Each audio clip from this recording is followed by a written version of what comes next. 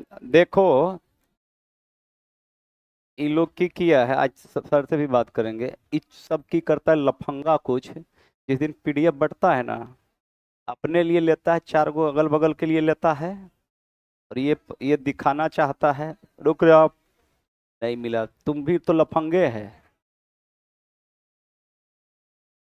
कल देख रहा था लड़का, है ना।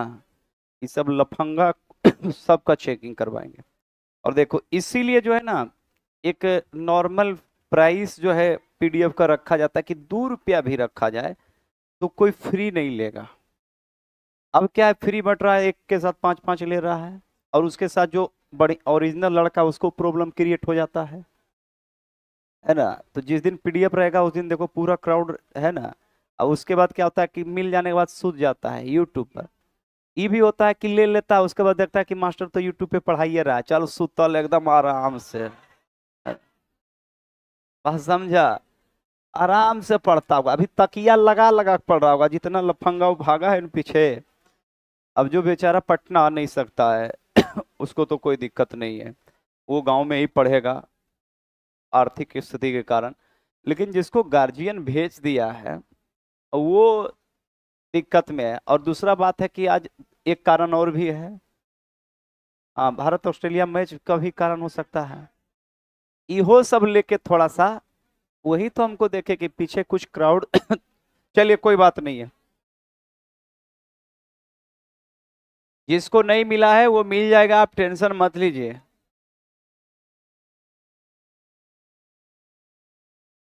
16 नंबर में ऑनलाइन वाले। इधर अजय यूट्यूब दिखाओ हमको भाई। फिर हमको थोड़ा सा दिखा के। अरे तो हमको देखना भाई, हमको देखने में तुमको प्रॉब्लम हो रहा है। यहाँ जब डायरेक्ट हम हैं। अच्छा ठीक है, यूट्यूब चेक चेक करते रहो यूट्यूब का देख, है ना। कमेंट भी हमको देखना है। मैंने कमेंट थोड़ा देखना होता है बस, बाकी कुछ नहीं देखेंगे यहाँ पे।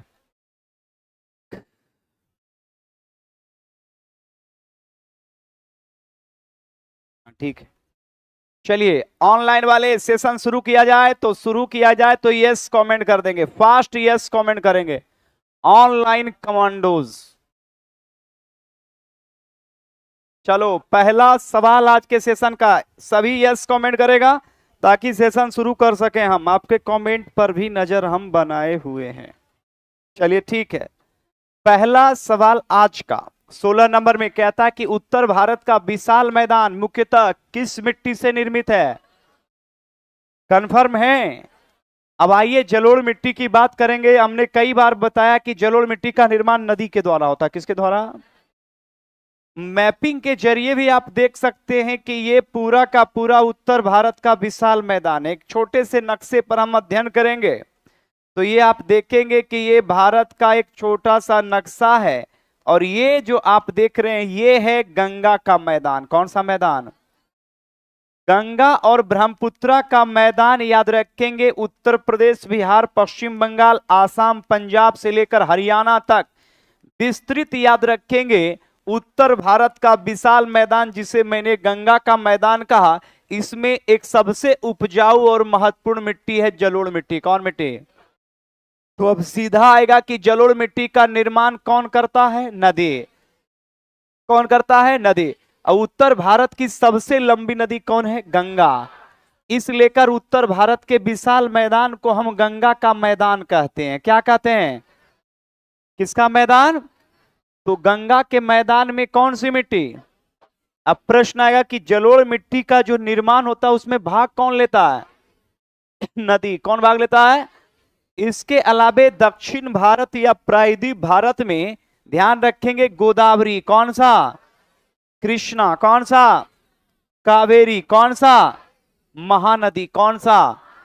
ये सभी नदी के डेल्टा, ये सभी नदी के क्या भाई? तो याद रखेंगे गोदावरी, कृष्णा, कावेरी, महानदी का डेल्टा में भी कौन सी मिट्टी पाई जाएगी? जलोढ़। कौन सी? अध्ययन के दृष्टि से कल भी मैंने बताया था कि इसको दो भाग में बांटते हैं, खादर और बांगर। खादर और नई जलोढ़ और पुरानी। तो याद रखेंगे नई जलोढ़ और पुरानी जलोढ़, खादर और बांगर।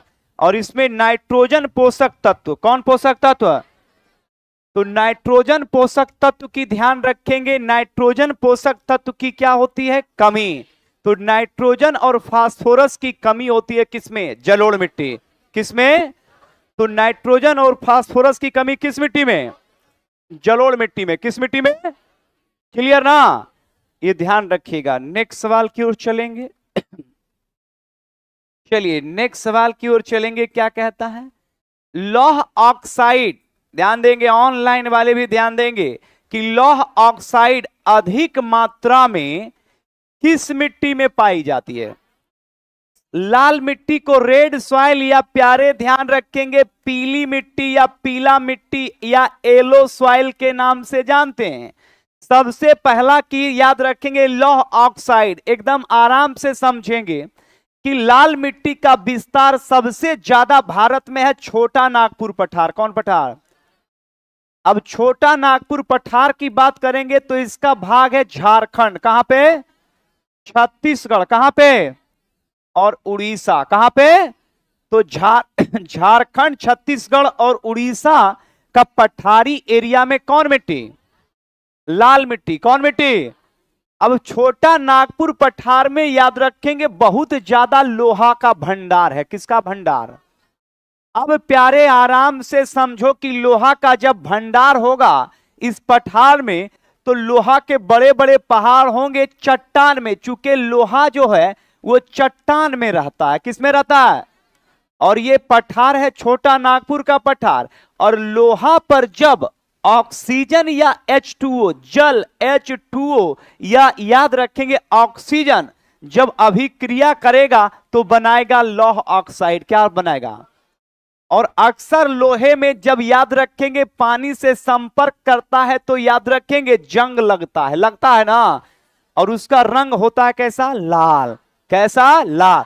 तो याद रखेंगे जब लोहा H2O या ऑक्सीजन से अभिक्रिया करेगा तो लाल रंग देगा। और लाल रंग जब देगा तो स्पष्ट रूप से ये चट्टान, ध्यान रखेंगे, पानी के कारण अपर्दन या टूटेगा। अपर्दन एक शब्द कभी कभी आप लोग सुनते होंगे ज्योग्राफी में। अपर्दन का मतलब होता है हास होना, मतलब टूटना। चट्टान जब टूटेगा तो याद रखेंगे, और चट्टान जब अपर्दन या टूटेगा तो वो मिट्टी बनेगा। और जब मिट्टी बनेगा तो याद रखेंगे उसका रंग मिट्टी का कैसा हो जाएगा? लाल। कैसा? कैसा? तो अगर सवाल पूछेगा कि लाल मिट्टी का रंग लाल है तो वो याद रखेगा किसके कारण? लोहे के कारण। किसके कारण? तो लौह ऑक्साइड की बात करेंगे तो लोहे के कारण ध्यान रखेंगे लाल मिट्टी का रंग कैसा है? लाल। भारत में इस मिट्टी का विस्तार छोटा नागपुर पठार। कौन पठार? छोटा नागपुर पठार का जो एरिया है मुख्यतः झारखंड। कहां? झारखंड के अलावे उड़ीसा। कौन? छत्तीसगढ़। कौन? इसके अलावे इस मिट्टी का विस्तार तमिलनाडु और कर्नाटक। तमिलनाडु और कौन मिट्टी? लाल मिट्टी। कौन मिट्टी? तो प्रश्न पूछेगा कि लाल मिट्टी का रंग लाल होता है लोहा के कारण, तांबा के कारण, मैग्नीज के कारण, बॉक्साइट के कारण। किसके कारण? किसके कारण? तो सवाल पेचीदा तब बनता है जब आपको मिलता है। अगर पूछेगा कि लाल मिट्टी का रंग लाल होता है किस अयस्क के कारण? लोहा के कारण। किसके कारण? प्रश्न पूछेगा कि सबसे ज्यादा लाल मिट्टी किस पठार में? छोटा नागपुर। कौन सा? अब ऑप्शन दे देगा छोटा नागपुर का पठार, ऑप्शन दे देगा मालवा का पठार, ऑप्शन दे देगा डेक्कन का पठार, और ऑप्शन दे देगा प्यारे बुंदेलखंड का पठार। तो बताएंगे क्या होगा? छोटा नागपुर का पठार। कौन पठार? तो छोटा नागपुर पठार में कौन मिट्टी? कंफर्म? क्लियर? जबकि गंगा के मैदान में जलोढ़ मिट्टी। कौन? तो गंगा का मैदान और उत्तर भारत के मैदान में कौन मिट्टी? और छोटा नागपुर पठार में लाल मिट्टी। कौन मिट्टी? और आगे बताएंगे कि डेक्कन का पठार। कौन पठार? महाराष्ट्र और गुजरात के एरिया में मिलता है काली मिट्टी। कौन? और काली मिट्टी को रेगुड़ भी कहते हैं। क्या कहते हैं? कंफर्म ना? तो ये ध्यान रखिएगा, जितना आपको अभ्यास करवाया जाएगा उतना आपको बिल्कुल। चलिए ऑनलाइन वाले कमेंट करेंगे कि लाल मिट्टी का, ऑनलाइन वाले सारे लोग कमेंट करेंगे कि लाल मिट्टी का रंग लाल किस अयस्क के कारण होता है। चलिए सभी लोग एक बार कमेंट करेंगे ऑनलाइन वाले। नेक्स्ट सवाल की ओर चलेंगे। नेक्स्ट सवाल देखेंगे क्या कहता है। प्यारे अभी बताए थे कि नई जलोढ़ को क्या कहते हैं? खादर। क्या कहते हैं? अब पुरानी जलोढ़ को, पुरानी को बांगर, पुरानी को, तो पुरानी को मिट्टी को क्या कहते हैं? और नई जलोढ़ को क्या कहते हैं? नई जलोढ़ को, नई जलोढ़ को, अब पुरानी जलोढ़ को। कंफर्म ना? प्रश्न आएगा कि भारत में सबसे ज्यादा कौन सी मिट्टी है। फिर प्रश्न आएगा कि जलोढ़ मिट्टी के निर्माण में भाग कौन लेता है? नदी। कौन कौन? प्रश्न आएगा कि इस मिट्टी का विस्तार भारत के किस क्षेत्र में है? तो बोलिएगा गंगा का मैदान। कौन मैदान? गंगा का मैदान। और याद रखेंगे दक्षिण भारत की नदी का डेल्टा। तो डेल्टा क्षेत्र और मैदान में, डेल्टा क्षेत्र, सवाल देखिए घुमा बनाएगा, बोलेगा कि डेल्टा क्षेत्र में कौन मिट्टी? जलोढ़ मिट्टी। कौन मिट्टी? प्रश्न आएगा कि नदी अपने मुहाने पर डेल्टा का निर्माण करती है। जैसे गोदावरी, कृष्णा, कावेरी, गंगा, ये सारी नदियां अपने मुहाने पर समुद्र में गिरने से पहले डेल्टा का निर्माण करती है। तो बताइए कि वो डेल्टा किस मिट्टी से बना है? जलोढ़ मिट्टी से। एक सवाल क्लियर। फिर पूछेगा कि भारत में सबसे ज्यादा कौन मिट्टी? जलोढ़ मिट्टी। गंगा के मैदान में कौन मिट्टी? बताइए जलोढ़ मिट्टी के निर्माण में भाग लेता है कौन? नदी।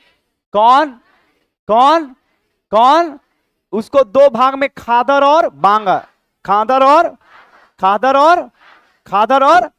मेरे नालायक को कैसे फंसाएगा देखिए। पूछेगा इनमें से आराम से समझिएगा कि इनमें से चयन कीजिए, है ना। देगा, पहला देगा खादर, खादर के बाद देगा बांगर। क्या देगा? बांगर।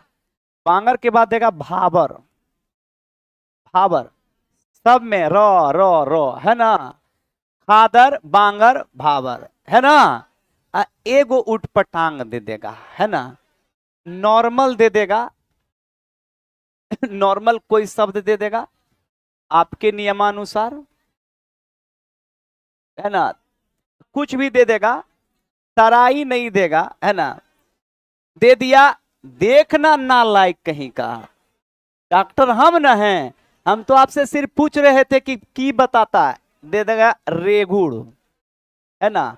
इसमें भी रो, सब में खादर, बांगर, भाबर, है ना।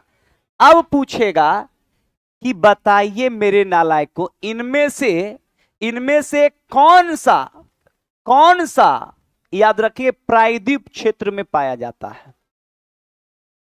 बताओ, प्रायद्वीप क्षेत्र में पाया जाता है कौन कौन? क्योंकि अभी मैंने बताया था कि रेगुड़ को ही याद रखिए काली मिट्टी कहते हैं। क्या कहते हैं? कहते हैं कि नहीं? क्योंकि गंगा के मैदान में उत्तर भारत में खादर और क्या मिलेगा, और गंगा के मैदान के ऊपर हिमालय से थोड़ा नीचे क्या है? भाबर। क्या है? जबकि रेगुड़ को काली मिट्टी कहते हैं, और काली मिट्टी सदैव दक्षिण भारत में। कहां पे? कहां पे? कहां पे? तो स्पष्ट रूप से याद रखेंगे कि जलोढ़ का, अब फिर एक से एक सवाल क्रिएट होगा कि बताइए इसमें कौन सा जलोढ़ का भाग नहीं है? क्या होगा? क्या होगा? क्योंकि खादर, बांगर और भाबर जलोढ़ का भाग है कि नहीं है? जलोढ़ का अवशेष है कि नहीं? नदी का निर्माण में भाग लेता है कि नहीं? तो प्रश्न आएगा, फिर सवाल क्रिएट करेगा कि इनमें से कौन सा मिट्टी जो याद रखेंगे नदी से संबंधित नहीं है? रेगुड़। कौन? क्योंकि इस मिट्टी के निर्माण में चट्टान भाग लेता है। कौन भाग लेता है? और वो चट्टान है बेसाल्ट। कौन? तो बेसाल्ट चट्टान के टूटने या अपरदन के फलस्वरूप कौन मिट्टी? रेगुड़। कौन कौन? कंफर्म ना? तो इसी में लोग डाइवर्ट होते हैं। देखता है खादर, रो, बांगर, भाबर, रेगुड़ सब एक ही वेराइटी का है। अब बोलेगा कि इसमें से कौन अलग है?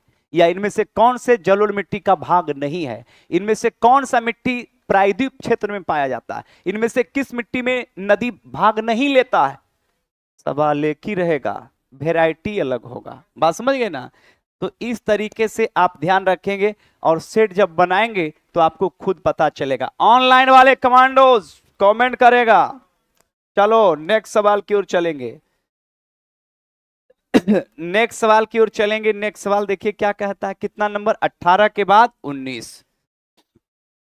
19 नंबर में ध्यान देंगे, 18 के बाद 19 में। चलिए 19 नंबर में फिर आ गया है सवाल, वही है। कहता है प्यारे कि पुरानी जलोढ़ मृदा को क्या कहते हैं, बांगर। क्या कहते हैं, तो पुरानी को और नई जलोढ़ को। जलोढ़ मिट्टी के निर्माण में कौन भाग लेगा, नदी। कौन, गंगा के मैदान में कौन मिट्टी, जलोढ़। कौन कौन, और नदी के डेल्टा में कौन, सबसे अधिक उपजाऊ मिट्टी कौन, जलोढ़।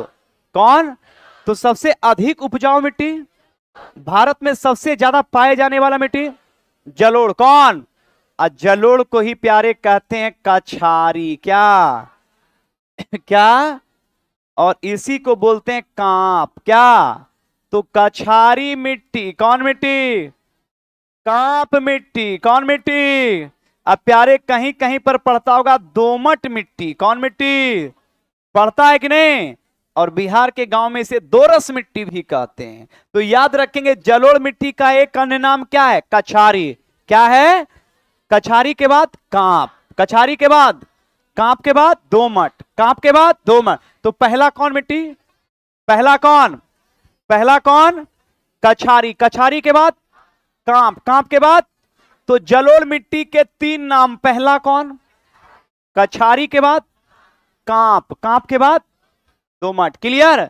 तो भारत में सबसे ज्यादा पाए जाने वाला मिट्टी कौन है भाई, जलोढ़ मिट्टी। क्लियर ना। तो दिमाग में बिना लिखले भी जा रहा होगा कुछ कुछ, है कि नहीं है। हाँ याद हो रहा होगा। ऑनलाइन वाला समझ में आ रहा है तभी यस कमेंट करेगा, वरना डायरेक्ट नो कमेंट करेगा, क्योंकि जिंदगी ना मिलेगी दोबारा, है ना। तो अगर सेशन अच्छा समझ में आए तब, नहीं तो कोई जरूरी नहीं है डाटा खत्म करने के लिए। डाटा खत्म करने के लिए बहुत चीज है यूट्यूब और फेसबुक पे, है ना।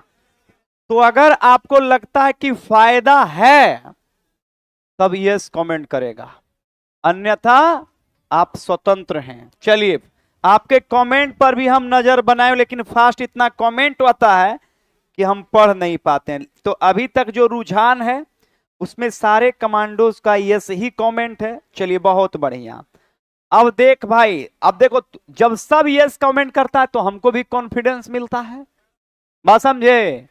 हाँ तो हमको भी कॉन्फिडेंस मिलता है, तो और कॉन्फिडेंस के साथ, आत्मविश्वास के साथ, है ना। चलिए इसी लेके हम करवाते हैं। बीच बीच में कोई भी बड़े बड़े सिंगर भी बीच बीच में देखता कि दर्शक सो गया तो बोलेगा कि ताली बजाइए, ताकि उसे, है ना, तुमको बोले हैं पगला कहीं का। एग्जाम्पल हम दे रहे थे। चलो ध्यान दो। प्राकृतिक या मानवीय कारक से मृदा के परतों का विस्थापन क्या कहलाता है, मृदा अपर्दन। कौन अपर्दन, प्यारे ध्यान रखना, प्राकृतिक या मानव कारण के द्वारा। मानव लगातार प्रकृति में जंगल की कटाई करता है कि नहीं करता, और ज्यादा मिट्टी का जो अपर्दन हो रहा है या जो जमीन का लैंडस्लाइड हो रहा है वो मानवीय कारण के द्वारा होता है, लेकिन प्राकृतिक कारण द्वारा भी हो सकता है। तो कहता है प्राकृतिक या मानव कारण द्वारा मृदा के परतों का विस्थापन। विस्थापन का मतलब एक जगह से दूसरा जगह, जिसको हम विस्थापन, मिट्टी का कटाव भी उसको कह सकते हैं, मिट्टी का अपर्दन कह सकते हैं, मिट्टी का ह्रास कह सकते हैं। तो ये ध्यान रखिएगा, मानवीय और प्राकृतिक कारण के द्वारा होता है। जैसे लगातार मानव एक्टिविटी, लगातार मानव जंगल काटता है, जिसके कारण भी मिट्टी का अपर्दन होता है कि नहीं होता है, भूक्षरण होता है कि नहीं होता है। और दूसरा याद रखेंगे, प्रकृति के कारण भी मृदा का क्षरण होता है। तो मिट्टी का अपर्दन या मिट्टी का क्षरण की अगर बात करेंगे तो इसमें प्रकृति भी भाग लेता है और मानव गतिविधि भी, मानव एक्टिविटी भी ध्यान रखेंगे अपर्दन में भाग लेता है। क्लियर? तो आंसर याद रखेंगे आपका हो जाएगा मृदा अपर्दन। कौन अपर्दन भाई? मृदा अपर्दन। चल प्यारे नेक्स्ट सवाल की ओर चलेंगे।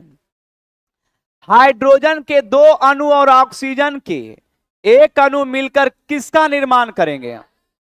किसका भाई? तो हाइड्रोजन का कितना? तो यहां देखो H2 है ना, और O का एक हो गया ना, तो याद रखेंगे H2O। H2O का मतलब क्या होता है? जल। H2O का क्या होता है? H2O का, और अक्सर आप सुनते होंगे कि यही H2O और ध्यान रखेंगे CO2, H2O और CO2 जब याद रखेंगे प्लांट में इसका मिलन होता है तो याद रखेंगे बनता है ग्लूकोज। क्या बनता है? क्या बनता है? और प्लांट फिर उसको कई रूपों में रखता है, जैसे स्टार्च के रूप में, सेलुलोज के रूप में, कार्बोहाइड्रेट के रूप में बना के कौन रखता है? प्लांट। तो स्पष्ट रूप से याद रखेंगे कि कहता है कि हाइड्रोजन के दो अणु और ऑक्सीजन के याद रखेंगे एक अणु मिलकर क्या बनता है? H2O अर्थात जल। H2O अर्थात जल, याद रखिएगा। नेक्स्ट सवाल की ओर चलेंगे। प्रशांत महासागर के कितने प्रतिशत क्षेत्र पर फैला हुआ है? कितना भाई? 49.9, लगभग 50% क्षेत्र पर कौन फैला है? दुनिया का सबसे बड़ा महासागर कौन? प्रशांत महासागर। कौन भाई? सबसे ज्यादा याद रखेंगे ज्वालामुखी। क्या भाई? सबसे ज्यादा ज्वालामुखी उद्गार पूछेगा कि सबसे ज्यादा ज्वालामुखी उद्गार किस महासागर में? सबसे ज्यादा याद रखेंगे सुनामी। क्या भाई? तो सबसे ज्यादा सुनामी आता है किस महासागर में? प्रशांत में। कहां पे? तो सबसे ज्यादा ज्वालामुखी उद्गार कहां पे? सबसे ज्यादा सुनामी कहां था? किस महासागर में? प्रशांत में। कहां पे? कहां पे? और सबसे ज्यादा आइलैंड या द्वीप, द्वीप वाला महासागर अगर पूछ देगा, द्वीप वाला महासागर अगर आपसे पूछ दे प्यारे कि दुनिया में सबसे ज्यादा द्वीपों वाला महासागर कौन है, तो प्रशांत महासागर। कौन महासागर? प्रशांत महासागर में द्वीपों वाला देश पूछ सकता है कि प्रशांत महासागर में कौन कौन है, तो प्यारे सबसे पहले याद रखिएगा जापान। कौन? जापान किस महासागर में है? इसके अलावा जापान के बाद याद रखेंगे फिलीपींस। कौन सा? फिलीपींस। कौन सा भाई? तो बताओ, फिलीपींस, जापान, फिलीपींस और कौन? फिलीपींस और कौन? फिलीपींस और, फिलीपींस और इंडोनेशिया। कौन सा? नाम सुने हो? कौन सा? तो जापान, फिलीपींस और इंडोनेशिया ये किस महासागर में है? किस में? प्रशांत महासागर में। कहां पे? तो सबसे ज्यादा ज्वालामुखी उद्गार किस महासागर में? सबसे ज्यादा सुनामी कहां आता है? सबसे अधिक द्वीपों वाला महासागर कौन? जापान और फिलीपींस और इंडोनेशिया किस महासागर में? किस महासागर में? प्रशांत में। पूछेगा कि जापान किस महासागर में है, बताइए। फिलीपींस किस महासागर में है, और इंडोनेशिया? सबसे ज्यादा सुनामी कहां आता है? कहां पे? सबसे ज्यादा ज्वालामुखी उद्गार कहां होता है? और दुनिया का सबसे बड़ा महासागर कौन? कौन? प्रशांत। क्लियर ना? तो याद रखेंगे 4 4 5 5 ऑप्शन आपको मिल रहा है ताकि आपको ज्यादा समझ में आए। नेक्स्ट सवाल 22 के बाद ध्यान रखिएगा आपका है 23। कौन सा भाई? 23। आराम से समझेंगे। पृथ्वी पर उपलब्ध जल के कुल आयतन का कितना प्रतिशत हिस्सा महासागरों में पाया जाता है? 97.3। प्यारे 3%। कितना प्रतिशत पूछेगा? 3% मात्र याद रखेगा फ्रेश वाटर या फ्रेश वाटर। कौन वाटर? Fresh water. जो फ्रेश वाटर 3% है वो 3% याद रखेंगे ग्लेशियर। किसमें है? ग्लेशियर या हिमखंड, नदी, झील, या याद रखेंगे भूमिगत, भूमिगत जल। ये सभी फ्रेश वाटर या मीठा पानी के स्रोत हैं। मीठा पानी के याद रखेंगे स्रोत है प्यारे। तो ध्यान रखेंगे 3% फ्रेश वाटर है, बाकी 97% से भी थोड़ा ज्यादा याद रखेंगे साल्ट वाटर। कौन वाटर? और ये साल्ट वाटर सारे के सारे महासागर में है। कहां पर है? कहां पे है? तो पृथ्वी पर कुल जल में मीठे पानी या फ्रेश वाटर कितना प्रतिशत? 3%। कितना प्रतिशत? अब पूछेगा कि फ्रेश वाटर में भी सबसे ज्यादा कहां पर है? ग्लेशियर। कहां पे? ग्लेशियर के बाद, नदी के बाद, झील के बाद भूमिगत जल। कौन जल? कौन जल? तो ये फ्रेश वाटर के स्रोत हैं जो याद रखेंगे मानव जिसका उपयोग करता है। तो फ्रेश वाटर कितना प्रतिशत? 3। बाकी ये साल्ट वाटर कितना? 97। कितना? 97। तो महासागर में टोटल याद रखेंगे जल का, पृथ्वी के जल का 97% है जो याद रखेंगे आपका क्षारीय लवणता वाला है, जबकि 3% में याद रखेंगे मीठा पानी या फ्रेश वाटर। मीठा पानी या, कंफर्म ना? तो फ्रेश वाटर का सबसे बड़ा स्रोत क्या भाई? ग्लेशियर। कौन सा? कौन सा? आर्कटिक और अंटार्कटिका। आर्कटिक और आर्कटिक और ओ बोला तो जो थोड़ा मोटा वाला है लड़का, उसको थोड़ा बोलो अलर्ट रहने के लिए। हाँ उसी को आ जाएंगे वहीं पर इनकाउंटर के लिए हम। हाँ है ना, कोई अनियमितता बर्दाश्त नहीं है। हम लोग जान दे के पढ़ाते हैं तो ऐसे थोड़े मुने देंगे। 50 पढ़ाएंगे 50 रिजल्ट। एक बैच नॉर्मली हम लोग फुल टॉस में लिए थे, फुल टॉस में आ गया था तो बोले कि सर बोले बोले ठीक है पढ़ा देंगे। रियलिटी उसमें इतना इतना इतना रिजल्ट हुआ कि सबसे ज्यादा मिठाई वहीं से हमको प्राप्त हुआ।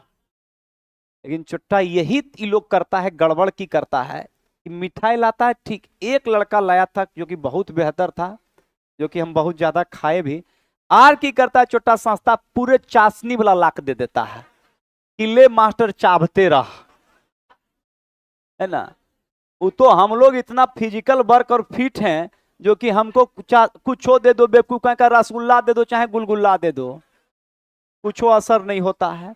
क्योंकि जितना खाएंगे उतना, तुम्हारा जितना खाए उतना जाके क्लास में पूरा का पूरा एनर्जी के रूप में वेस्ट करेंगे, तो ऑटोमेटिक कहीं कोई दिक्कत नहीं होता है। वो तो दूसरा अगर मोटा फोटा रहेगा टीचर तो बेवकूफ कहीं का वो खत्म हो जाएगा। तो अगले बार से आप लोग टीचर बनिएगा तो देखिए आपसे हमको कुछ हो नहीं चाहिए, एक लगाव बन गया अभी के बाद मास्टर बनिएगा, फिर कम ना कम आप टीचर अगर बन जाइएगा तो फिर कहाँ ऑनलाइन वाला स्टूडेंट या ऑफलाइन वाला टीचर बन जाएगा तो फिर अपने अपने लाइफ में सब सेट हो जाइएगा। फिर के मास्टर के पढ़ाया था, हाँ एगो पढ़ाया था, है ना।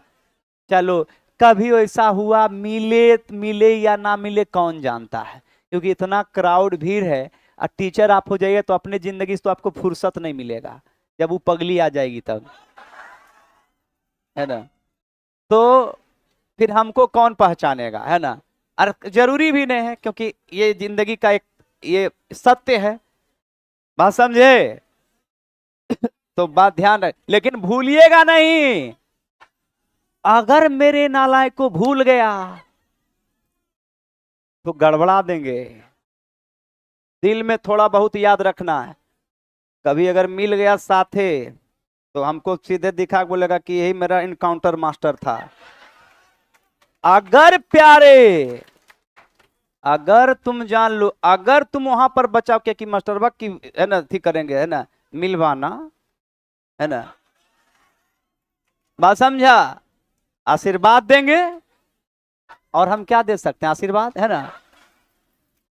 अगर वहां पर मुंह छुपाया और फिर हमें गुस्सा उसी प्रकार से आएगा जिस प्रकार से याद रखेंगे कर्ण, और ध्यान रखेंगे किसका, कर्ण को किसने श्राप दिया था, परशुराम। तो नौकरी तो मेरे पढ़ाने से लग जाएगा प्यारे, और जब नौकरी लगेगा तो शादी भी हो जाएगा, लेकिन मेरे प्रकोप में आएगा तो बच्चा नहीं होगा।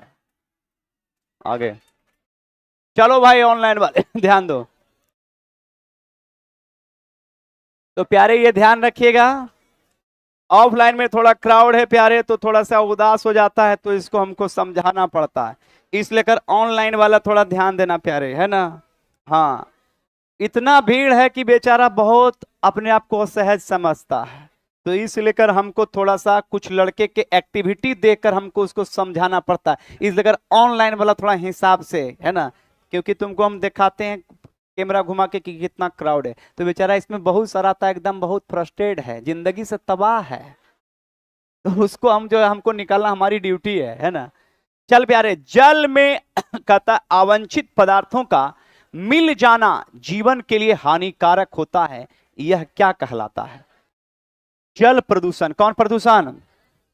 जल प्रदूषण। याद रखेंगे, जल में अवांछित पदार्थ। गौर कीजिएगा, जैसे लगातार हम यूरिया का प्रयोग करते हैं, किसका? कीटनाशक। किसका?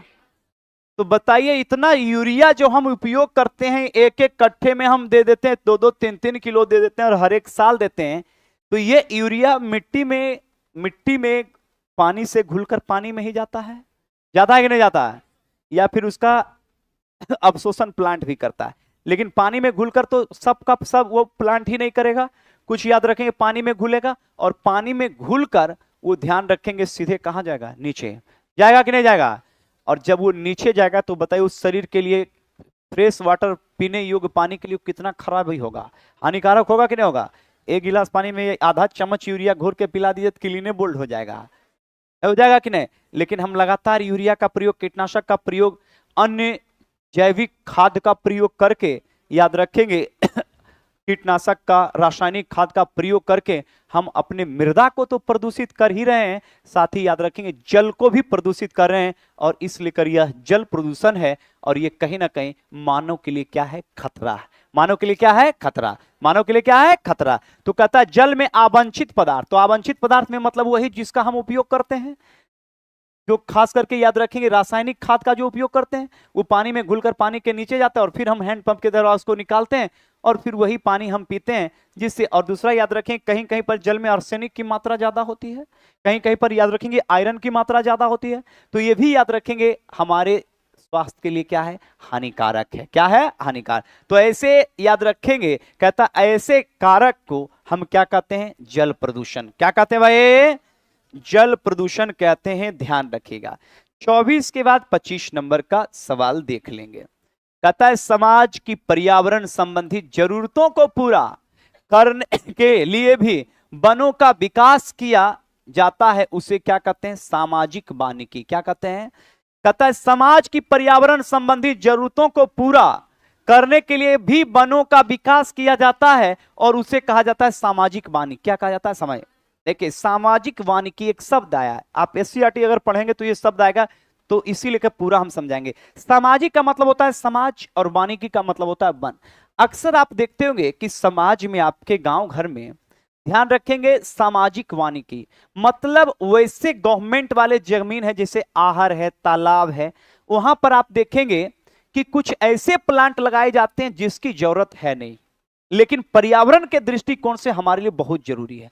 जैसे आम का पौधा, शीशम का पौधा, महुआ का पौधा लोग सेल्फ लगाते हैं कि भाई उससे आम प्राप्त होगा, महुआ प्राप्त होगा, अब पर्यावरण में तो वो आपका ऑक्सीजन देगा तो लाभ होगा, तो उसके लिए हम बगीचा लगा देते हैं। लेकिन कभी अनुभव किए हैं कि कुछ प्लांट ऐसे हैं, 2 प्लांट, पीपल और बरगद, पीपल और बरगद कोई ऐसे अपने जमीन में कोई नहीं लगाता, लगाता है कि आए जा रहे हैं वो पीपल लगाने के लिए? नहीं, जमीनें बर्बाद हो जाएगा, ना उससे लकड़ी मिलेगा, ना उससे फल मिलेगा, और बहुत बड़ा एरिया एक्वायर करेगा। अब समाज के लोग क्या करते हैं, उसमें भी सामाजिक लोग जो गांव के होते हैं, वृद्ध लोग होते हैं, जिनको समाज से मतलब है, बाकी तो लौंडा जिसको नौकरी लग गया उसको समाज से क्या मतलब है, वो तो आएगा जाएगा और थेसिस देगा कि बहुत गलत हो रहा है, वो बहुत गलत हो रहा है।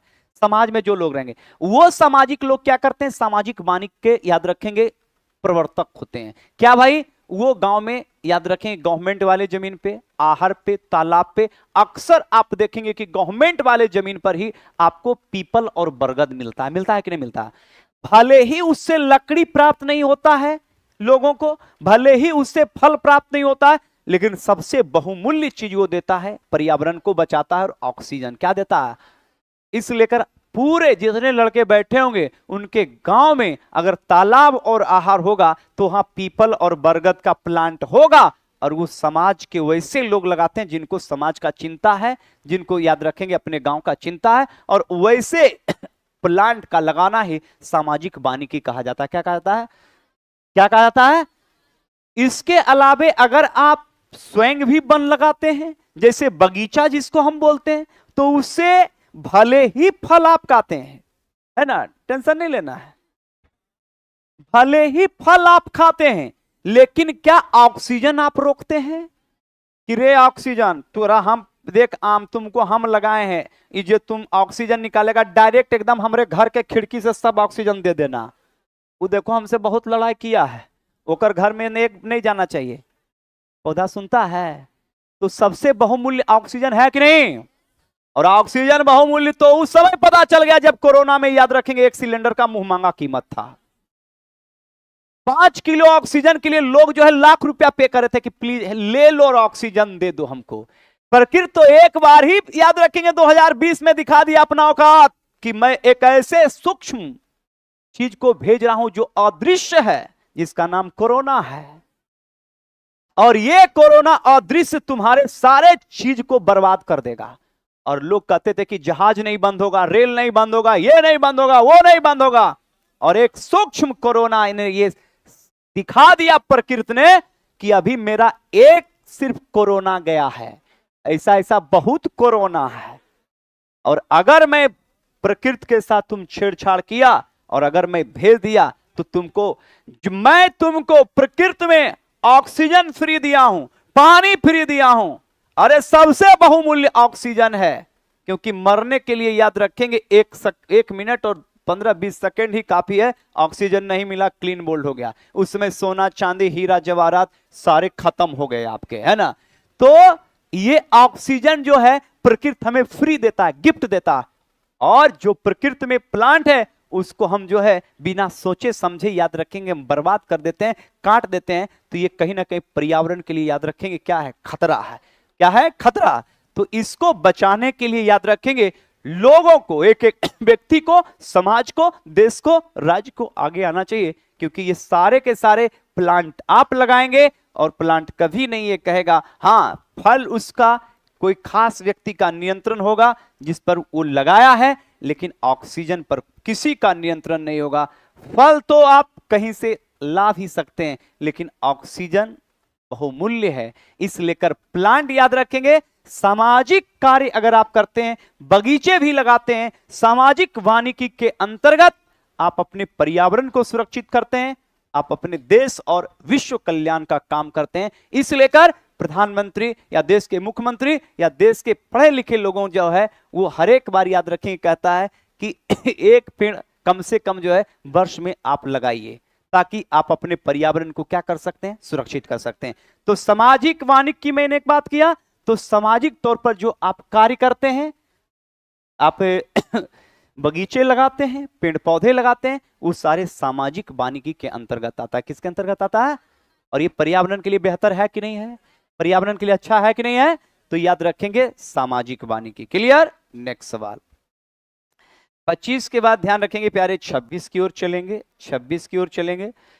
भारत में सबसे अधिक वन प्रतिशत राज्य कौन है? देखो अब लड़का फंसेगा इसमें, देखो ऑनलाइन वाला कमेंट करेगा कि वन प्रतिशत पूछ रहा है, क्या पूछ रहा है, तो वन प्रतिशत सबसे ज्यादा कौन है? मिजोरम। कौन? मतलब जितना उसका क्षेत्रफल, जितना वन चाहिए उसका कितना प्रतिशत? 95.7। तो वन प्रतिशत सबसे ज्यादा कहां पे? लेकिन पूछेगा कि वन सबसे ज्यादा कहां है भाई, तो वन ज्यादा कहां पे? मध्य प्रदेश। वन ज्यादा कहां पे? अब वन प्रतिशत सबसे ज्यादा कहां पे? तो वन प्रतिशत सबसे ज्यादा कहां पे? मिजोरम। कहां पे? तो वन प्रतिशत सबसे ज्यादा कहां? अब वन कहां? जैसे जनसंख्या सबसे ज्यादा कहां है? यूपी। जनसंख्या ज्यादा, लेकिन अगर पूछता कि जनघनत्व तो ज्यादा कहां है? बिहार। कहां? तो वन प्रतिशत सबसे ज्यादा कहां? मिजोरम। अब वन सबसे ज्यादा कहां पे? विश्व के पर्यावरण संतुलन के लिए याद रखेंगे, टोटल विश्व के कुल समस्त भूमि का वन कितना चाहिए? 33%। कितना? तो कुल वन का कितना प्रतिशत? 33। कितना? पृथ्वी पर जितना वन है पूरे भूभाग का वो 33% होना चाहिए। भारत में लगभग कितना प्रतिशत है? 24। कितना? तो औसतन कितना कम है? कितना? 9%। कितना? तो होना कितना चाहिए? 33। और है कितना? कितना? 24। सबसे ज्यादा वन कहाँ है? मध्य प्रदेश। और वन प्रतिशत सबसे ज्यादा मिजोरम। वन प्रतिशत सबसे ज्यादा कहां भाई? मिजोरम। याद रखिएगा। नेक्स्ट सवाल की ओर चलेंगे। 27 का देखिए सवाल वही फिर आ गया है जो अभी हम पढ़ाए थे कि भारत में सबसे अधिक वन क्षेत्र वाला राज्य कौन है भाई? मध्य प्रदेश। कौन? तो सबसे ज्यादा वन कहां है भाई? मध्य प्रदेश। और सबसे कम वन कहां है? हरियाणा। सबसे कम वन कहां पे? तो सबसे याद रखेगा सबसे कम वन कहां है? हरियाणा। कहां है? और सबसे ज्यादा कहां है? कहां पे? मध्य प्रदेश। सबसे ज्यादा कहां है? मध्य प्रदेश। याद रखिएगा। नेक्स्ट सवाल की ओर चलेंगे। 27 के बाद 28 की ओर चलेंगे। देखिए वही सवाल है, पर्यावरणीय दृष्टि से किसी देश या क्षेत्र में कम से कम कितना भूभाग में वन का विस्तार होना चाहिए? 33%। कितना प्रतिशत? लेकिन है कितना प्रतिशत भाई? 24%। कितना? तो औसतन कितना प्रतिशत कम है? 9%। कितना प्रतिशत? तो औसतन याद रखेंगे वन कितना प्रतिशत कम है प्यारे? 9। याद रखिएगा। चलिए नेक्स्ट सवाल की ओर चलेंगे।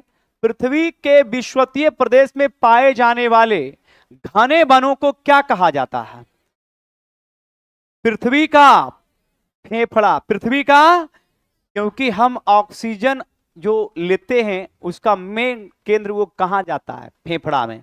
कहां पे? फेफड़ा। याद रखिएगा। आइए समझिए। विषुवत रेखा मतलब प्यारे भूमध्य रेखा। विषुवत रेखा मतलब भूमध्य रेखा की बात करेंगे। इससे याद रखेंगे पृथ्वी का हार्ट या लंग्स क्यों कहा जाता है। विषुवत रेखा की बात करेंगे तो विषुवत रेखा पर ज्यादा गर्मी होता है और ज्यादा वर्षा। तो ज्यादा गर्मी और वर्षा के कारण यहां पर खूब घने वन उगते हैं।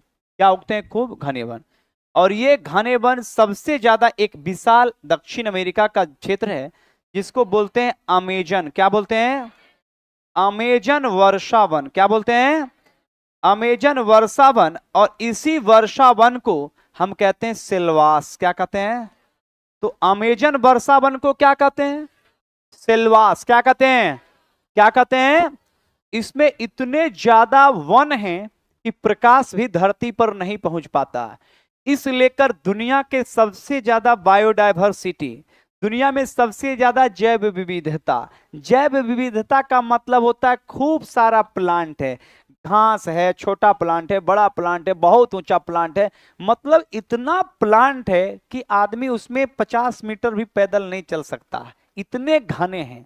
मतलब कि उसमें जीवों का पार होना बहुत दुर्लभ है। इतना घना है अमेजन वर्षा वन। इसलिए है क्योंकि वर्ष भर वर्षा वहां होती है। दिन में 7 बजे से लेकर शाम 4 बजे तक खूब कड़ा धूप होता है विषुवत रेखा पर। और खूब कड़ा धूप होगा तो वहां पर जलवाष्प बनेगा। और जैसे ही 4 बजे के बाद सूर्य ढलेगा तो ऊपर जो जलवाष्प गया वो क्या हो जाएगा? ठंडा। और 5 बजे से लेकर शाम 7 बजे तक विषुवतीय क्षेत्र, खास करके अमेजन वर्षा वन ब्राजील और अफ्रीका में, याद रखेंगे कांगो गणराज्य, यहां पर भीषण बारिश होती है। और जब शाम में बारिश हुआ तो रात में पूरा मिट्टी मॉइस्चराइजिंग, आर्द्रता हो गया, गीला हो गया। और सवेरे फिर धूप होगा। अब बताइए प्लांट को, एक तो मिट्टी में पूरा पानी है और ऊपर खूब प्रकाश है। बताइए फोटोसिंथेसिस की क्रिया पूरा होगा कि नहीं होगा? और जब फोटोसिंथेसिस की क्रिया होगी तो वो कभी वो वन पतझड़ होंगे? सदैव वो हरे रहते हैं। और ऐसे वन को हम सदाबहार वन कहते हैं। क्या कहते हैं? इस लेकर विषुवतीय क्षेत्र में घने वन के लिए रोज वर्षा होना, अच्छी धूप, क्योंकि वन के होने के लिए वर्षा और धूप अच्छी होनी चाहिए। और इस लेकर दक्षिण अमेरिका के अमेजन वर्षा वन, जिसको सिल्वास कहते हैं, वहां पर इतने घने वन हैं कि वहां पर हजारों हजार शाकाहारी एनिमल हैं। और जहां शाकाहारी एनिमल बहुत ज्यादा होगा तो हम मांसाहारी एनिमल की कोई कमी होगी? होगी।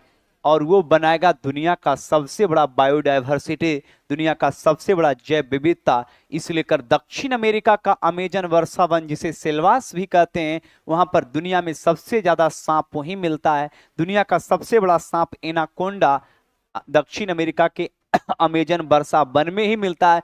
दुनिया में सबसे ज्यादा एम्फीबिया, दुनिया में सबसे ज्यादा रेप्टाइल्स, दुनिया में सबसे ज्यादा वर्ड्स, इसलिए कर पक्षियों का महादेश दक्षिण अमेरिका को कहा जाता है। सांपों का देश ब्राजील को कहा जाता है, इसलिए करके वहां सांप, याद रखेंगे, रेप्टाइल्स, बर्ड्स, मेमेल, सारे जीव बहुत ज्यादा होते हैं, क्योंकि उनको खाने पीने की कोई कमी नहीं होती है, क्योंकि शाकाहारी एनिमल प्लांट पर निर्भर हैं, प्लांट वहां के वर्षा पर निर्भर है, और याद रखेंगे मांसाहारी एनिमल वहां के शाकाहारी एनिमल पर है। इसलिए कर वहां पर खूब ज्यादा ऑक्सीजन का निष्कर्षण होता है। इसलिए कर पृथ्वी का लंग्स या पृथ्वी का फेफड़ा ब्राजील के अमेजन वर्षा वन को कहते हैं। ब्राजील के किस वन को? अमेजन वर्षा वन। ब्राजील के किस वन को? कन्फर्म ना? तो पृथ्वी का फेफड़ा किस देश में? ब्राजील में। किस देश में? और इस वर्षा वन को कहते हैं अमेजन वर्षा वन। क्या कहते हैं? या सेल्वास। क्या कहते हैं? क्या कहते हैं? कन्फर्म ना? तो ये पहले सुने हैं। चलिए नेक्स्ट सवाल की ओर चलेंगे। नेक्स्ट सवाल याद रखेंगे 30 नंबर। चलिए 30 नंबर की ओर चलेंगे। विषुवतीय प्रदेश में पाए जाने वाले घने वनों को क्यों पृथ्वी का फेफड़ा कहा जाता है? क्योंकि प्यारे यहां CO2 का अवशोषण एवं O2 का क्या हो रहा है? उत्सर्जन। प्लांट क्या लेता है? CO2। प्लांट क्या लेता है? क्या लेता है? क्या लेता है? और CO2 याद रखेंगे, कहता है कि प्लांट CO2 लेता और देता क्या है? ऑक्सीजन। है कि नहीं है? है कि नहीं है? उसी प्रकार से हमारे बॉडी का सुरक्षा में फेफड़ा का बहुत बड़ा योगदान है कि नहीं? इन्वायरमेंट से हमारा फेफड़ा क्या लेता है? O2। क्या लेता है? फेफड़ा क्या लेता है? ऑक्सीजन। और ऑक्सीजन के बाद वो बाहर छोड़ता है क्या? CO2। क्या? तो बताइए कि हमारे शरीर के लिए फेफड़ा महत्वपूर्ण पार्ट है कि नहीं है? तो उसी प्रकार से पृथ्वी का महत्वपूर्ण पार्ट बताइए अमेजन वर्षा वन है कि नहीं? क्योंकि वो कार्बन डाइऑक्साइड जैसे हानिकारक, याद रखेंगे, गैसों को अपने पास लेकर, और याद रखेंगे पृथ्वी के लिए उपयोगी ऑक्सीजन को क्या करता है? छोड़ता है। इसलिए कर याद रखिएगा कि विषुवतीय प्रदेश में पाए जाने वाले घने वन को पृथ्वी का फेफड़ा इसलिए कहा जाता है क्योंकि वो कार्बन डाइऑक्साइड को लेता है और ऑक्सीजन को, क्योंकि वहां पर प्लांट की कोई कमी। कंफर्म ना? नेक्स्ट सवाल की ओर प्यारे चलो देखेगा। नेक्स्ट सवाल क्या कहता है? हिमालय यव नामक पौधे से प्राप्त रसायन से किसके उपचार के लिए दवाई बनाई जाती है? कैंसर। किसे? और एक प्लांट है, याद रखेंगे, सिनकोना। नाम सुने होंगे। सिनकोना से मलेरिया की दवाई। कौन सा? तो मलेरिया की दवाई याद रखेंगे किससे बनाई जाती है? सिनकोना। किससे? तो सिनकोना के प्लांट या छाल जो भी कह लीजिए से बनाई जाती है मलेरिया की दवा। किसकी दवा भाई? किससे? सिनकोना। किससे? सिनकोना से ना। चलिए नेक्स्ट सवाल बहुत इंपॉर्टेंट से ध्यान दीजिएगा। अमेजन में सदाबहार वनों को किस नाम से जाना जाता है? ये सेल्वा है शॉर्ट में, लेकिन इसका कर दीजिएगा सेल्वास। क्या कर देंगे? सेल्वास। क्या कर देंगे? सेल्वा। क्या कर देंगे? और ये सेल्वास कहां पड़ता है प्यारे? ब्राजील। कहां पड़ता है? तो सेल्वास वर्षा वन की अगर बात करेंगे तो सेल्वास वर्षा वन किस देश में? और ब्राजील ना देगा तो ऑप्शन में कर दीजिएगा दक्षिण अमेरिका। कौन? क्योंकि दक्षिण अमेरिका का ही एक देश कौन है? कौन? तो दक्षिण अमेरिका का एक देश कौन है भाई? ब्राजील। कौन है? कौन है? ब्राजील के वर्षा वन को क्या कहते हैं? सेल्वास। क्या कहते हैं? क्या कहते हैं? कन्फर्म ना? नेक्स्ट सवाल की ओर चलेंगे। सिनकोना, रबड़, महोगनी, एबोनी, ताड़, नारियल, आयरनवुड, बरगद इत्यादि किस वन के उदाहरण हैं प्यारे? सदाबहार। कौन वन? इसमें एकदम पतझड़ तो एकदम काट ही दो, एकदम रहने नहीं दो पतझड़। सदाबहार। कौन वन? केवल सदाबहार लिखेंगे। क्या लिखेंगे? सदाबहार। अब आइए समझिए सदाबहार को लेकर, लास्ट सवाल है आज के सेशन का, समझेंगे। कहता है कि सदाबहार वन के लिए प्यारे सिनकोना, रबड़, महोगनी, एबोनी, याद रखेंगे, बेत, बांस, रबड़, बेत, बांस, रबड़, सिनकोना, महोगनी, एबोनी, ये सभी कैसे वन है? सदाबहार। पतझड़ यहां कट करेंगे, पतझड़ नहीं है प्यारे। अब याद रखेंगे सदाबहार को हम मैवरी ग्रीन फॉरेस्ट कहते हैं। क्या कहते हैं? वैसे वन जो सदैव हरे भरे रहेंगे उसको क्या कहेंगे? सदाबहार। क्या कहेंगे? ये वन ध्यान रखेंगे कभी भी पतझड़ का सामना, और सदैव ध्यान रखेंगे क्योंकि इसको पानी की कोई कमी, प्रकाश की कोई कमी, तो पानी और प्रकाश की जब कोई कमी नहीं होगा तो ये पौधे हरे भरे होंगे कि नहीं।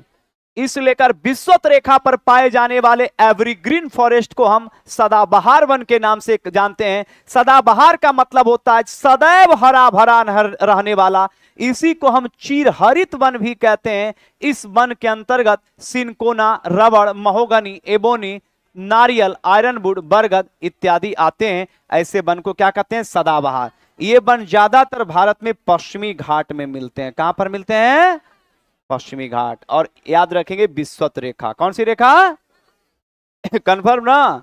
चलिए आज का सेशन यहीं तक। ए लड़का कहां जा रहा है रे? पागल हो गया है वो? छोटा इतना हड़बड़ी में रहता है, लफंगा सब।